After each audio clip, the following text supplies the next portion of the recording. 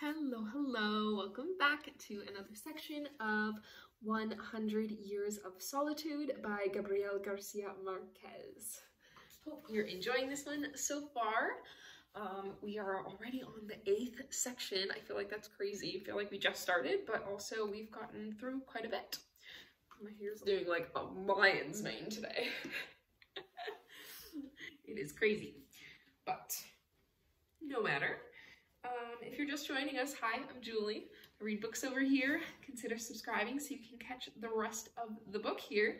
And if you've been with us before, consider dropping a comment. Tell me what you like about the book, what you don't like, what you might like to see next. Love to hear from you guys. But anyway, we're going to start on page 141 and get through a little section here. Let's jump right in. Sitting in the wicker rocking chair with her interrupted work in her lap, Amaranta watched Aureliano Jose, his chin covered with foam, stropping his razor to give himself his first shave. His black heads bled and he cut his upper lip as he tried to shape a mustache of blonde fuzz, and when it was all over, he looked the same as before. But the laborious process gave Amaranta the feeling that she had begun to grow old at that moment. "You look just like Aureliano when he was your age," she said. "You're a man now."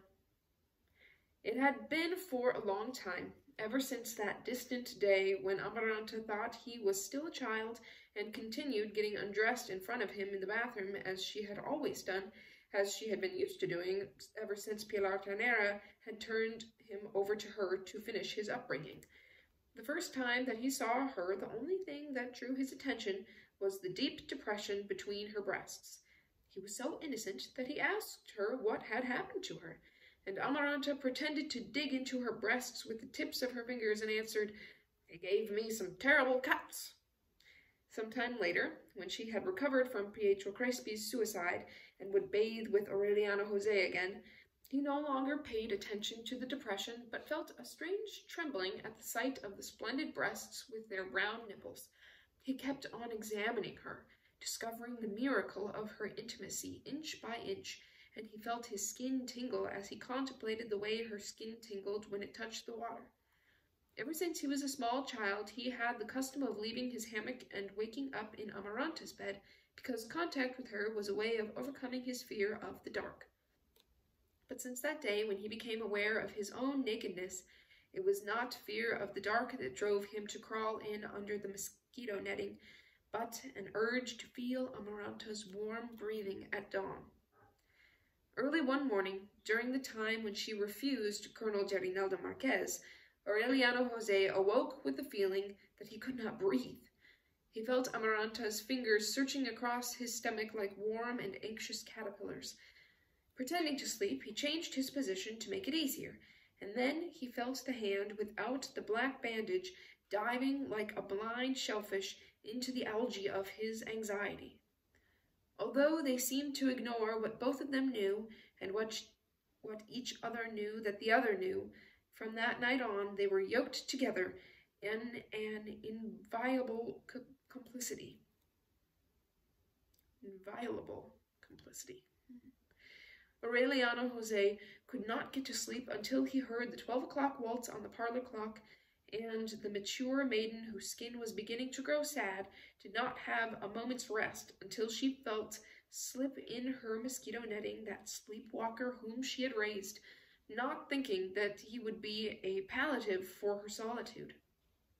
Later, they not only slept together, naked, exchanging exhausting caresses, but they would also chase each other into the corners of the house and shut themselves up in the bedrooms at any hour of the day in a permanent state of unrelieved excitement.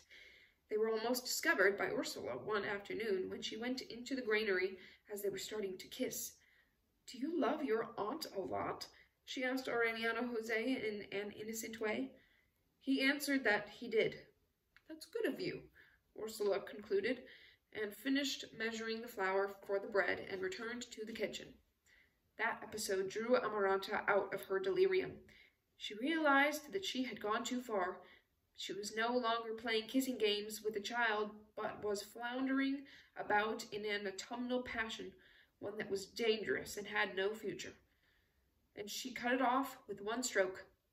Aureliano Jose, who was then finishing his military training, finally woke up to reality and went to sleep in the barracks. On Saturdays, he would go with the soldiers to Caterino's store. He was seeking consolation for his abrupt solitude, for his premature adolescence with women who smelled of dead flowers, whom he idolized in the darkness and changed into Amaranta by means of the anxious efforts of his imagination.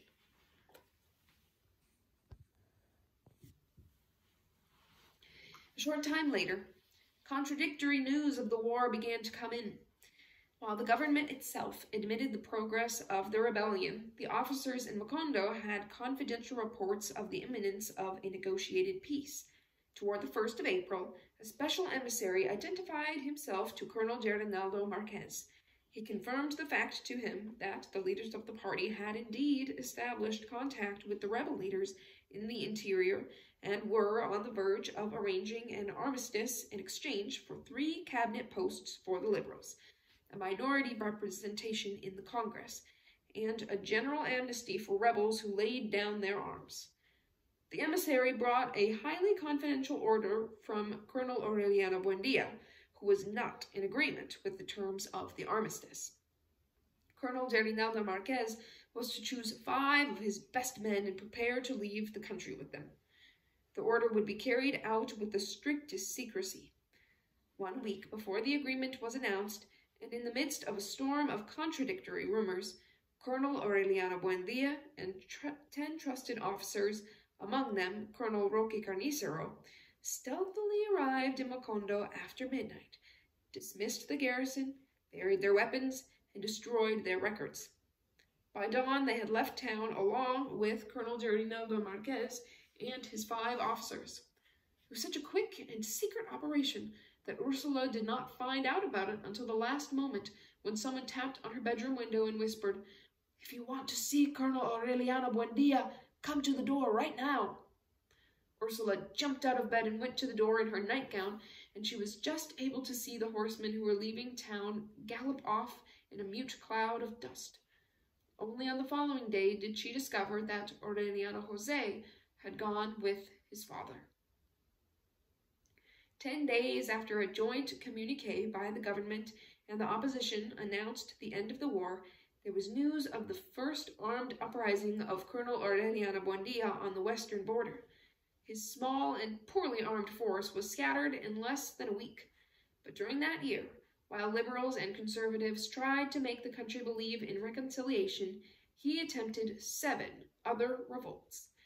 One night he bombarded Riohacha from a schooner, and the garrison dragged out of bed and shot the 14 best-known liberals in the town as a reprisal. For more than 2 weeks, he held a customs post on the border, and from there sent the nation a call to general war. Another of his expeditions was lost for 3 months in the jungle in a mad attempt to cross more than 1,000 miles of virgin territory in order to proclaim war on the outskirts of the capital. On one occasion, he was less than 15 miles away from Macondo and was obliged by government patrols to hide in the mountains, very close to the enchanted region where his father had found the fossil of a Spanish galleon many years before. Vistacion died around that time.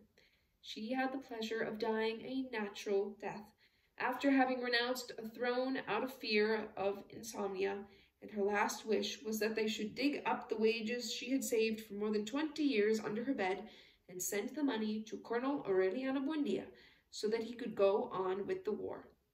But Ursula did not bother to dig it up because it was rumored in those days that Colonel Aureliano Buendia had been killed in a landing near the provincial capital. The official announcement, the 4th in less than 2 years, was considered true for almost 6 months because nothing further was heard of him. Suddenly, when Ursula and Amaranta had added new mourning to the past period, unexpected news arrived. Colonel Aureliano Buendia was alive, but apparently he had stopped harassing the government of his country and had joined with the victorious federalism of other republics of the Caribbean. He would show up under different names farther and farther away from his own country.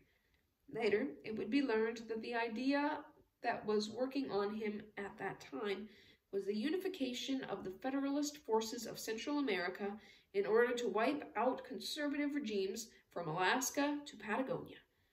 The first direct news that Ursula received from him several years after his departure was a wrinkled and faded letter that had arrived passing through various hands from Santiago, Cuba. "We've lost him forever," Ursula exclaimed on reading it. "If he follows this path, he'll spend Christmas at the ends of the earth." The person to whom she said it, who was the first to whom she showed the letter, was the conservative General Jose Raquel Moncada, mayor of Macondo since the end of the war. "This Aureliano," General Moncada commented. "What a pity that he's not a conservative." He really admired him. Like many conservative civilians, Jose Raquel Moncada had waged war in defense of his party and had earned the title of general on the field of battle, even though he was not a military man by profession. On the contrary, like so many of his fellow party members, he was an anti-militarist. He considered military men unprincipled loafers, ambitious plotters, experts in facing down civilians in order to prosper during times of disorder. Intelligent, pleasant, ruddy-faced, a man who liked to eat and watch cockfights, he had been at one time the most feared adversary of Colonel Aureliano Buendia. He succeeded in imposing his authority over the career officers in a wide sector along the coast. One time, when he was forced by strategic circumstances to abandon a stronghold to the forces of Colonel Aureliano Buendia, he left 2 letters for him. In one of them, quite long, he invited him to join in a campaign to make the war more humane. The other letter was for his wife, who lived in liberal territory, and he left it with a plea to see that it reached its destination. From then on, even in the bloodiest periods of the war, the 2 commanders would arrange truces to exchange prisoners. They were pauses with a certain festive atmosphere, which General Moncada took advantage of to teach Colonel Aureliano Buendia how to play chess. They became great friends. They even came to think about the possibility of coordinating the popular elements of both parties, doing away with the influence of the military men and professional politicians, and setting up a humanitarian regime that would take the best from each doctrine. When the war was over, while Colonel Aureliano Buendia was sneaking about through the narrow trails of permanent subversion, General Moncada was named magistrate of Macondo. He wore civilian clothes, replaced the soldiers with unarmed policemen, enforced the amnesty laws, and helped a few families of liberals who had been killed in the war. He succeeded in having Macondo raised to the status of a municipality, and he was therefore its first mayor.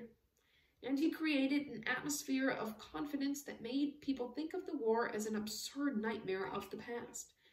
Father Nicanor, consumed by hepatic fever, was replaced by Father Coronel, whom they called the Pup, a veteran of the First Federalist War. Bruno Crespi, who was married to Amparo Moscote, and whose shop of toys and musical instruments continued to prosper, built a theater which Spanish companies included in their itineraries. It was a vast open-air hall with wooden benches, a velvet curtain with Greek masks, and 3 box offices in the shape of lions' heads, through whose mouths the tickets were sold. It was also about that time that the school was rebuilt. It was put under the charge of Don Melchor Escalona, an old teacher brought from the swamp, who made his lazy students walk on their knees in the lime-coated courtyard and made the students who talked in class eat hot chili, with the approval of their parents. Aureliano II and Jose Arcadio II, the willful twins of Santa Sofia de la Piedad, were the first to sit in the classroom, with their slates, their chalk, and their aluminum jugs with their names on them. Remedios, who inherited her mother's pure beauty, began to be known as Remedios the beauty. In spite of time, of the superimposed periods of mourning, and her accumulated afflictions, Ursula resisted growing old. Aided by Santa Sofia de la Piedad, she gave a new drive to her pastry business, and in a few years not only recovered the fortune that her son had spent in the war, but she once more stuffed with pure gold the gourds buried in the bedroom. "As long as God gives me life," she would say, "there will always be money in this madhouse." That was how things were when Aureliano Jose deserted the federal troops in Nicaragua, signed on as a crewman on a German ship, and appeared in the kitchen of the house, sturdy as a horse and dark and long-haired as an Indian, and with a secret determination to marry Amaranta. When Amaranta saw him come in, even though he said nothing, she knew immediately why he had come back. At the table, they did not dare look at each other in the face. But 2 weeks after his return, in the presence of Ursula, he set his eyes on her and said to her, "I always thought a lot about you." Amaranta avoided him. She guarded against chance meetings. She tried not to become separated from Remedios the beauty. She was ashamed of the blush that covered her cheeks on the day her nephew asked her how long she intended wearing the black bandage on her arm, for she interpreted it as an allusion to her virginity. When he arrived, she barred the door of her bedroom, but she heard his peaceful snoring in the next room for so many nights that she forgot about the precaution. Early one morning, almost 2 months after his return, she heard him come into the bedroom. Then, instead of fleeing, instead of shouting, as she had thought she would, she let herself be saturated with a soft feeling of relaxation. She felt him slip in under the mosquito netting, as he had done when he was a child, as he had always done, and she could not repress her cold sweat and the chattering of her teeth when she realized that he was completely naked. "Go away," she whispered, suffocating with curiosity. "Go away or I'll scream." But Aureliano Jose knew then what he had to do, because he was no longer a child, but a barracks animal. Starting with that night, the dull, inconsequential battles began again, and would go on until dawn. "I'm your aunt," Amaranta murmured, spent. "It's almost as if I were your mother, not just because of my age, but because the only thing I didn't do for you was nurse you." Aureliano would escape at dawn and come back early in the morning on the next day, each time more excited by the proof that she had not barred the door.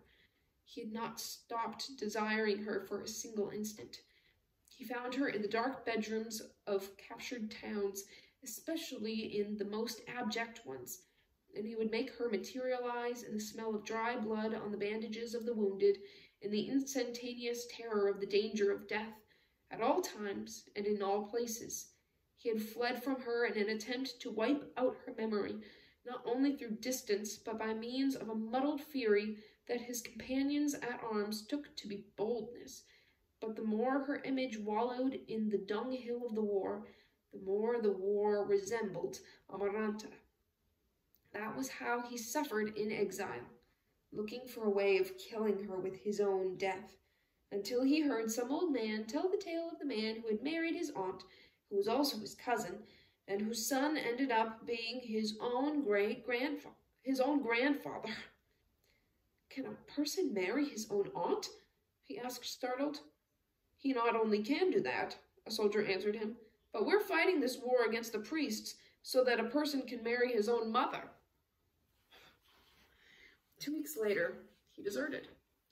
He found Amaranta more withered than in his memory, more melancholy and shy, and now really turning the last corner of maturity, but more feverish than ever in the darkness of her bedroom, and more challenging than ever in the aggressiveness of her resistance. "You're a brute," Amaranta would tell him as she was harried by his hounds. "You can't do that to a poor aunt unless you have a special dispensation from the Pope." Aureliano Jose promised to go to Rome. He promised to go across Europe on his knees to kiss the sandals of the pontiff, just so that she would lower her drawbridge. "It's not just that," Amaranta retorted.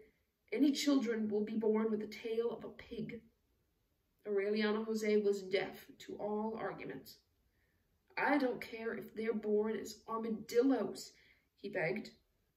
Early one morning, vanquished by the unbearable pain of repressed virility, he went to Caterino's. He found a woman with flaccid breasts, affectionate and cheap, who calmed his stomach for some time.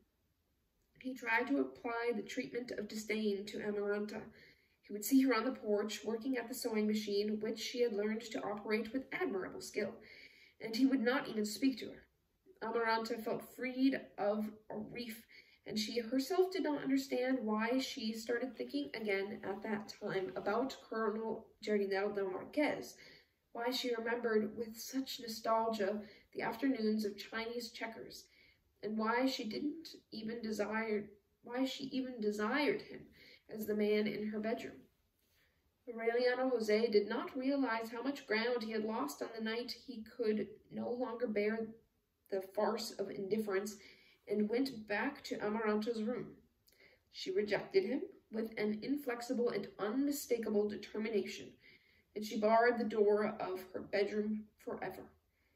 A few months after the return of Aureliano Jose, an exuberant woman perfumed with jasmine appeared at the house of a boy of 5. She stated that he was the son of Colonel Aureliano Buendia, and that she had brought him to Ursula to be baptized. No one doubted the origins of that nameless child. He looked exactly like the colonel at the time he was taken to see the ice for the first time. The woman said that he had been born with his eyes open, looking at people with the judgment of an adult, and that she was frightened by his way of staring at things without blinking. He's identical, Ursula said. The only thing missing is for him to make chairs rock by simply looking at them. They christened him Aureliano, and with his mother's last name, since the law did not permit a person to bear his father's name until he had recognized him.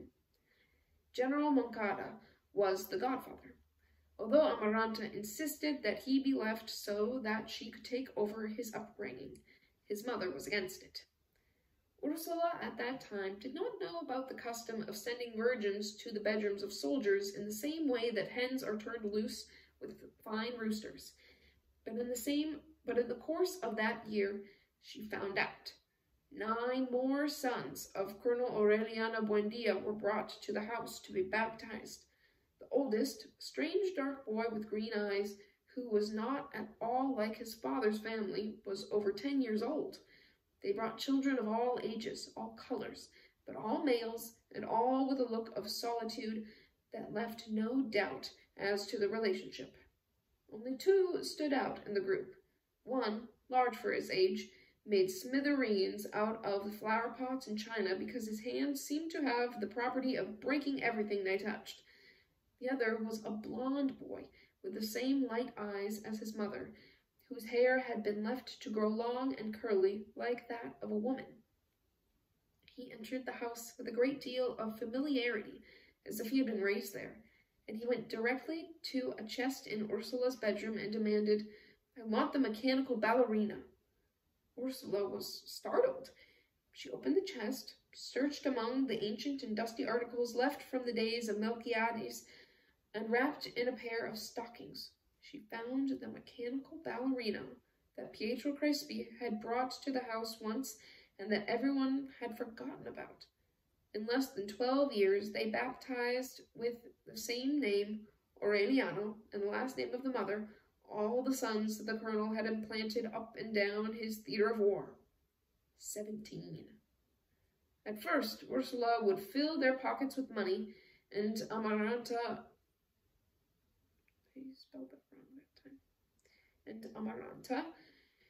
tried to have them stay.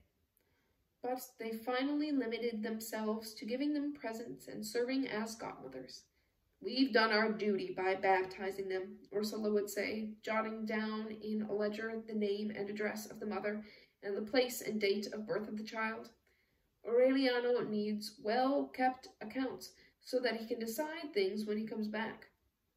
During lunch, commenting with General Moncada about that disconcerting proliferation, She expressed the desire for Colonel Aureliano Buendia to come back someday and gather all of his sons together in the house. "Don't worry, dear friend," General Moncada said enigmatically. "He'll come sooner than you expect." What General Moncada knew, and what he did not wish to reveal at lunch, was that Colonel Aureliano Buendia was already on his way to head up the most prolonged, radical, and bloody rebellion of all those he had started up till then. The situation again became as tense as it had been during the months that preceded the First War. The cockfights, instituted by the mayor himself, were suspended. Captain Achilles Ricardo, the commander of the garrison, took over the exercise of municipal power. The liberals looked upon him as a provocateur. "Something terrible is going to happen," Ursula would say to Aureliano Jose. "Don't go out into the street after 6 o'clock.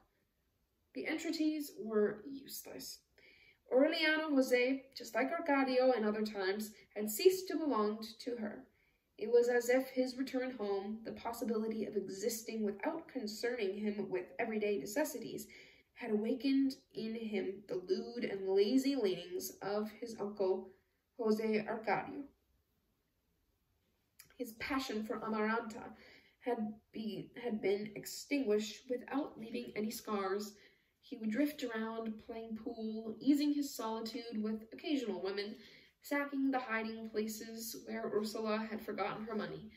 He ended up coming home only to change his clothes. "They're all alike," Ursula lamented. "At first they behave very well, they're obedient and prompt, and they don't seem capable of killing a fly. But as soon as their beards appear, they go to ruin." Unlike Arcadio, who had never known his real origins, he found out that he was the son of Pilar Ternera, who had hung up a hammock so that he could take his siesta in her house. More than mother and son, they were accomplices in solitude. Pilar Ternera had lost the trail of all hope. Her laugh had taken on the tones of an organ. Her breasts had succumbed to the tedium of endless caressing. Her stomach and her thighs had been the victims of her irrevocable fate as a shared woman. But her heart grew old without bitterness. Fat, talkative with the airs of a matron in disgrace, she renounced the sterile illusions of her cards and found peace and consolation in other people's loves. In the house where Aureliano Jose took his siesta, the girls from the neighborhood would receive their casual lovers. "Lend me your room, Pilar," they would simply say when they were already inside. "Of course," Pilar would answer, and if anyone was present, she would explain. "I'm happy knowing that people are happy in bed." Excuse me. She never charged for the service. She never refused the favor, just as she never refused the countless men who sought her out, even in the twilight of her maturity, without giving her money or love and occasionally pleasure. Excuse me. Her 5 daughters, who inherited a burning seed, had been lost on the byways of life since adolescence. Of the 2 sons she managed to raise, one died fighting in the forces of Colonel Aureliano Buendia, and the other was wounded and captured at the age of 14 when he tried to steal a crate of chickens in a town in the swamp. In a certain way, Aureliano Jose was the tall, dark man who had been promised her for half a century by the King of Hearts, and like all men sent by the cards, she reached her heart when he was already stamped with the mark of death. She saw it in the cards. "Don't go out tonight," she told him. "Stay and sleep here, because Carmelita Montiel is getting tired of asking me to put her in your room." Aureliano Jose did not catch the deep feeling of begging that was in the offer. "Tell her to wait for me at midnight," he said. He went to the theater, where a Spanish company was putting on The Dagger of the Fox, which was really Zorilla's play, with the title changed by order of Captain Achilles Ricardo. because the liberals called the conservatives Goths. Only when he handed in his ticket at the door did Aureliano Jose realize that Captain Achilles Ricardo and 2 soldiers armed with rifles were searching the audience. "Be careful, Captain," Aureliano Jose warned him. "The man hasn't been born yet who can lay hands on me." The captain tried to search him forcibly, and Aureliano Jose, who was unarmed, began to run. The soldiers disobeyed the order to shoot. "He's a Buendia," one of them explained. Blind with rage, the captain then snatched away the rifle, stepped into the center of the street, and took aim. "Cowards!" he shouted. "I only wish it was Colonel Aureliana Buendia." Carmelita Montiel, a 20-year-old virgin, had just bathed in orange blossom water and was strewing rosemary leaves on Pilar Canera's bed when the shot rang out. Aureliano Jose had been destined to find her the happiness that Amaranta had denied him, to find with her the happiness, to have 7 children, and to die in her arms of old age, but the bullet that entered his back and shattered his chest had been directed by a wrong interpretation of the cards. Captain Achilles Ricardo, who was really the one destined to die that night, did indeed die 4 hours before Aureliano Jose. As soon as the shot was heard, he was brought down by 2 simultaneous bullets whose origin was never established, and a shout of many voices shook the night. "Long live the Liberal Party! Long live Colonel Aureliano Buendia!" At 12 o'clock, when Aureliano Jose had bled to death, and Carmelita Montiel found that the cards showing her future were blank, more than 400 men had filed past the theater and discharged their revolvers into the abandoned body of Captain Achilles Ricardo. A patrol had to use a wheelbarrow to carry the body, which was heavy with lead and fell apart like a water-soaked loaf of bread. Annoyed by the outrages of the regular army, General Jose Raquel Moncada used his political influence, put on his uniform again, and assumed the civil and military leadership of Macondo. He did not expect, however, that his conciliatory attitude would be able to prevent the inevitable. The news in September was contradictory. While the government announced that it was maintaining control throughout the country, the Liberals were receiving secret news of armed uprisings in the interior. The regime would not admit a state of war until it was proclaimed in decree that had followed a court-martial which had condemned Colonel Aureliano Buendia to death in absentia. The first unit that captured him was ordered to carry the sentence out. "This means he's come back," Ursula said joyfully to General Moncada.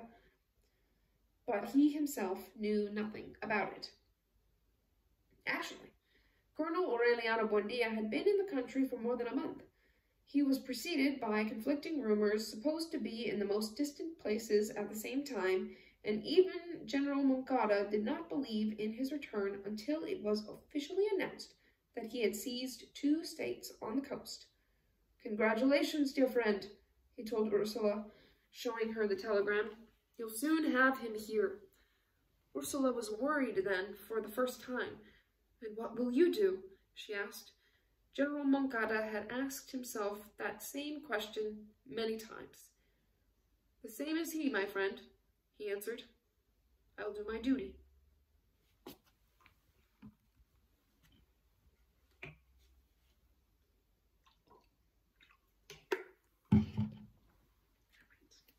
We're on page 155, near the top.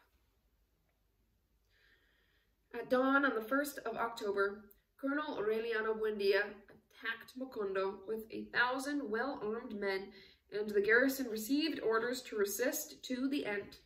At noon, while General Moncada was lunching with Ursula, a rebel cannon shot that echoed in the whole town blew the front of the municipal treasury to dust. "They're as well armed as we are," General Moncada sighed. "But besides that, they're fighting because they want to." At 2 o'clock in the afternoon, while the earth trembled with the artillery fire from both sides, He took leave of Ursula with the certainty that he was fighting a losing battle. "I pray to God that you won't have Aureliano in the house tonight," he said. "If it does happen that way, give him an embrace from me, because I don't expect ever to see him again."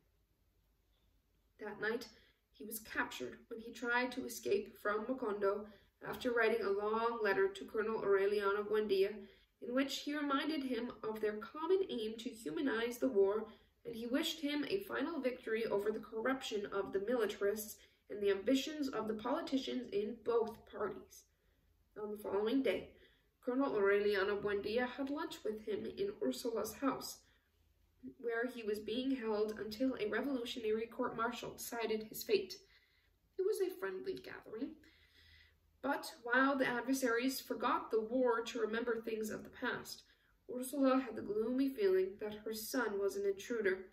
She had felt it ever since she saw him come in protected by a noisy military retinue, which turned the bedrooms inside out until they were convinced there was no danger.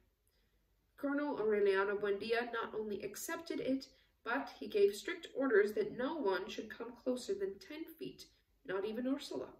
While the members of his escort finished placing guards about the house, he was wearing an ordinary denim uniform with no insignia of any kind, and high boots with spurs that were caked with mud and dried blood. On his waist he wore a holster with the flap open, and his hand, which was always on the butt of the pistol, revealed the same watchful and resolute tension as his look. His head, with deep recessions in the hairline now, seemed to have been baked in a slow oven. His face, tanned by the salt of the Caribbean, had acquired a metallic hardness. He was preserved against imminent old age by a vitality that had something to do with the coldness of his insides. He was taller than when he had left, paler and bonier, and he showed the first symptoms of resistance to nostalgia. "Good Lord," Ursula said to herself, "now he looks like a man capable of anything." He was. The Aztec shawl that he brought Amaranta, the remembrances he spoke of at lunch, the funny stories he told, were simple leftovers from his humor of a different time. As soon as the order to bury the dead in a common grave was carried out, he assigned Colonel Roque Carnicero the mission of setting up courts-martial, and he went ahead with the exhausting task of imposing radical reforms which would not leave a stone of the re-established conservative regime in place. "We have to get ahead of the politicians in the party," he said to his aides. "When they open their eyes to reality, they'll find accomplished facts." It was then that he decided to review the titles to land that went back 100 years, and he discovered the legalized outrages of his brother Jose Arcadio. He annulled the registrations with a stroke of the pen. As a last gesture of courtesy, he left his affairs for an hour and visited Rebecca to bring her up to date on what he was determined to do. In the shadows of her house, the solitary widow, who at one time had been the confidant of his repressed loves and whose persistence had saved his life, was a spectre out of the past, encased in black down to her knuckles, with her heart turned to ash. She scarcely knew anything about the war. Colonel Aureliano Buendia had the impression that the phosphorescence of her bones was showing through her skin, and that she moved in an atmosphere of St. Elmo's fire, in a stagnant air where one could still note a hidden smell of gunpowder. He began by advising her to moderate the rigor of her mourning, to ventilate the house, to forgive the world for the death of Jose Arcadio.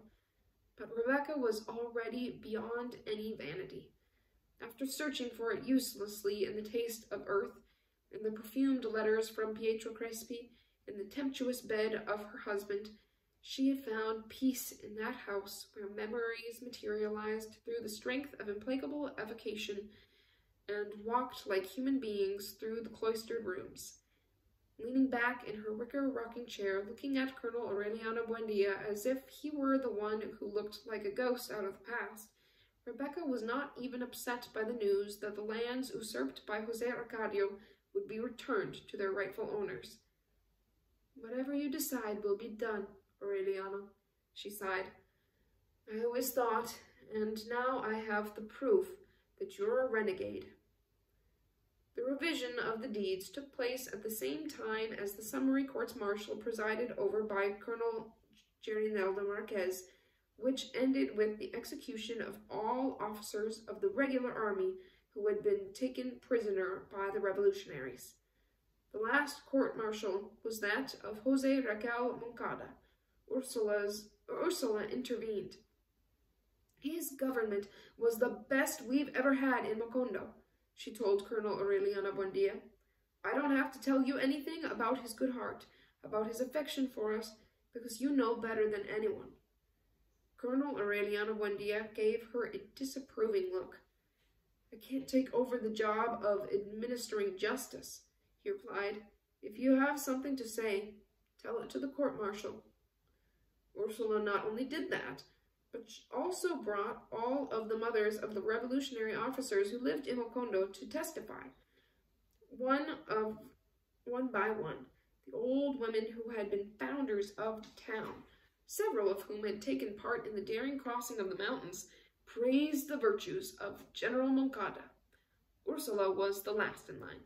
Her gloomy dignity, the weight of her name, the convincing vehemence of her declaration made the scale of justice hesitate for a moment. "You have taken this horrible game very seriously, and you have done well, because you are doing your duty," she told the members of the court.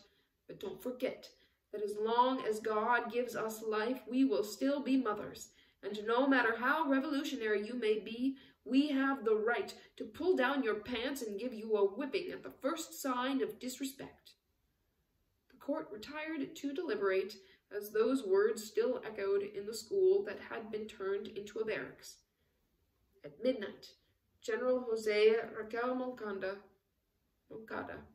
was sentenced to death. Colonel Aureliano Buendia, in spite of the violent recriminations of Ursula, refused to commute the sentence. A short while before the dawn, he visited the condemned man in the room used as a cell. "Remember, old friend," he told him, "I'm not shooting you. It's the revolution that's shooting you." General Moncada did not even get up from the cot when he saw him come in. "Go to hell, friend," he answered. Until that moment, ever since his return, Colonel Aureliano Buendia had not given himself the opportunity to see him with his heart. He was startled to see how much he had aged, how his hands shook, and the rather punctilious conformity with which he awaited death, and then he felt a great disgust with himself, which he mingled with the beginnings of pity. "You know better than I," he said, "that all courts-martial are farces, and that you're really paying for the crimes of other people, because this time we're going to win the war at any price. Wouldn't you have done the same in my place?" General Moncada got up to clean his thick horn-rimmed glasses on his shirt-tail. "Probably," he said, "but what worries me is not your shooting me, because, after all, for people like us, it's a natural death." He laid his glasses on the bed and took off his watch and chain. "What worries me," he went on, "is that out of so much hatred for the military, out of fighting them so much and thinking about them so much, you've ended up as bad as they are, and no ideal in life is worth that much baseness." He took off his wedding ring and the medal of the Virgin of Help and put them alongside his glasses and watch. "At this rate," he concluded, "you'll not only be the most despotic and bloody dictator in our history, but you'll shoot my dear friend Ursula in an attempt to pacify your conscience." Colonel Aureliano Buendia stood there impassively. General Moncada then gave him the glasses, medal, watch, and ring, and he changed his tone. "But I didn't send for you to scold you," he said. "I wanted to ask you the favor of sending these things to my wife." Colonel Aureliano Buendia put them in his pockets. Is she still in Monore? She's still in Monore, General Moncada confirmed. In the same house behind the church where you sent the letter. I'll be glad to, Jose Raquel, Colonel Aureliano Buendia said. When he went out into the blue air of the mist, his face grew damp as on some other dawn in the past, and only then did he realize that he had ordered the sentence to be carried out in the courtyard and not at the cemetery wall. The firing squad, drawn up opposite the door, paid him the honors of a head of state. They can bring him out now, he ordered. And that is the end of that section. Oof, this war, there's so much conflict, so much violence and death, unfortunately. But yeah, that was the end of another section. Hope you enjoyed this one, and I will catch you the next section next time. Bye.